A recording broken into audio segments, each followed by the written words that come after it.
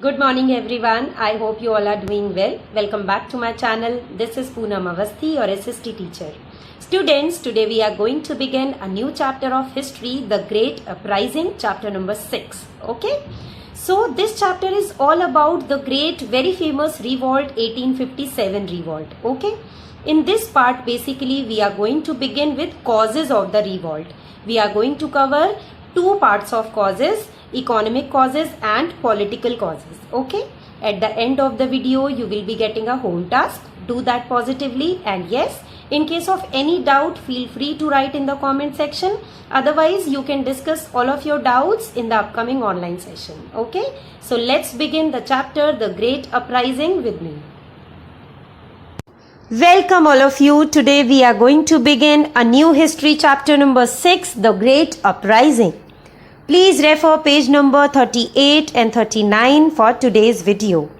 This chapter, the Great Uprising, is all about the revolt of 1857. The Indian Rebellion of 1857 was a major revolt between 1857 to 1858 against the British rule in India. This event is known by many names, including the Sepoy Mutiny, the Indian Mutiny, the Great Rebellion, the Revolt of 1857, the Indian Insurrection, and India's First War of Independence. Students, we have already studied about the colonial India and the uprisings of tribals and peasants in the 19th century. The revolts showed the eruption of anger towards the zamindars and moneylenders by the peasants and tribals against the exploitation and economic policies laid down by the British. Prior to 1857, students, the revolts were localized and therefore the British easily put them down by using brutal force.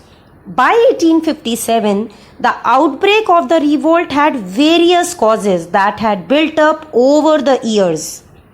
Economic causes, political causes, social causes, religious causes, military causes, and immediate cause. We will cover all these in various parts. In today's video, we are going to explore economic and political causes.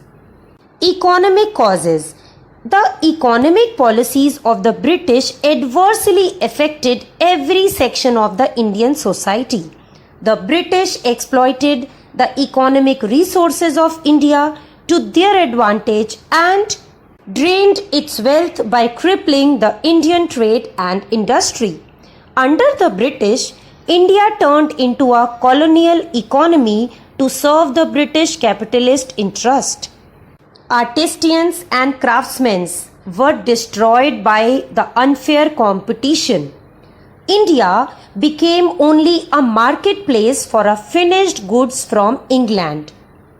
Machine-made goods from Britain were imported into India and were sold in the Indian market. People preferred to buy these goods as they were much cheaper. So the traditional handicraft industry of India was destroyed.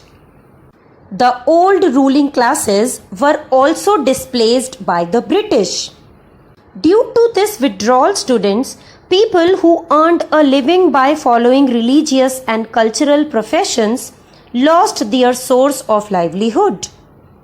Heavy taxation, evictions, discriminatory tariff policy against Indian products, and destruction of traditional handicrafts. All of this affected every part of Indian society.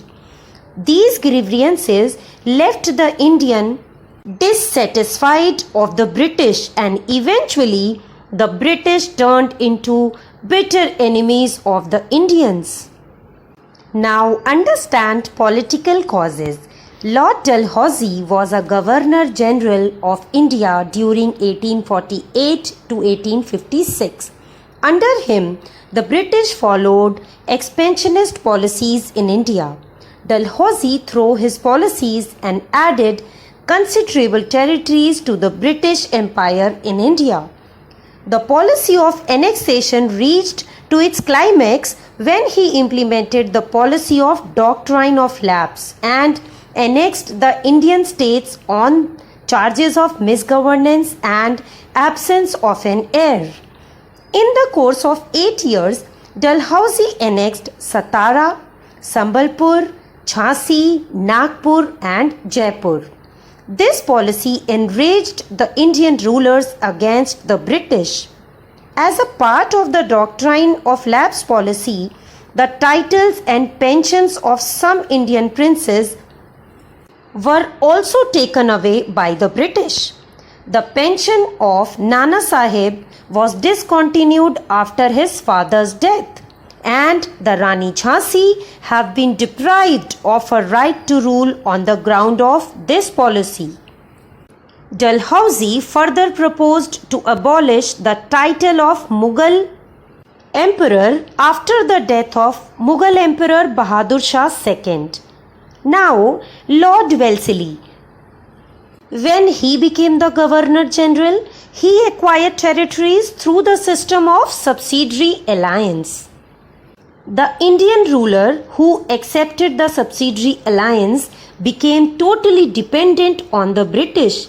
He could no longer take decisions independently.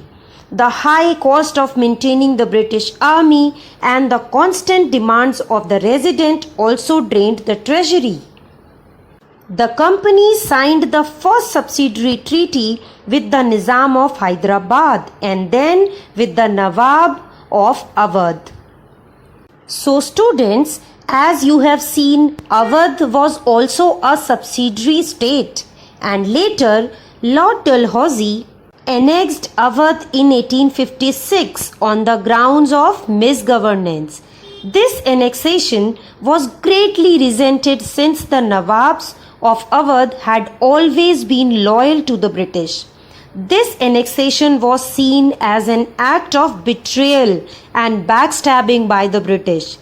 It deeply hurt the sentiments of the people, particularly the sepoys, because most of them were from Awadh only. So students, under political causes, we have seen British policies of annexation, doctrine of lapse and subsidiary alliance. We have seen the issue of Nana Sahib and the strict enforcement of the policy of doctrine of lapse turned Rani Lakshmibai against the British, and yes, ill treatment with the Mughal emperor. And finally, we have seen annexation of Awadh. All of these reasons led to the Great Uprising. So students, this is all about economic and political causes of the revolt 1857. In the next upcoming videos, we are going to study about all other causes of this revolt. Now please have a look to today's home task. There is only one question related to today's topic. Do it positively. And for further queries, feel free to write to me in the comment section, or you may discuss all your doubts in the upcoming online sessions. And students, I hope all of you have subscribed my channel. If not yet done, do so now please. Don't forget to hit like button and do share my videos with your friends. Thank you so much for watching. Keep watching, keep learning.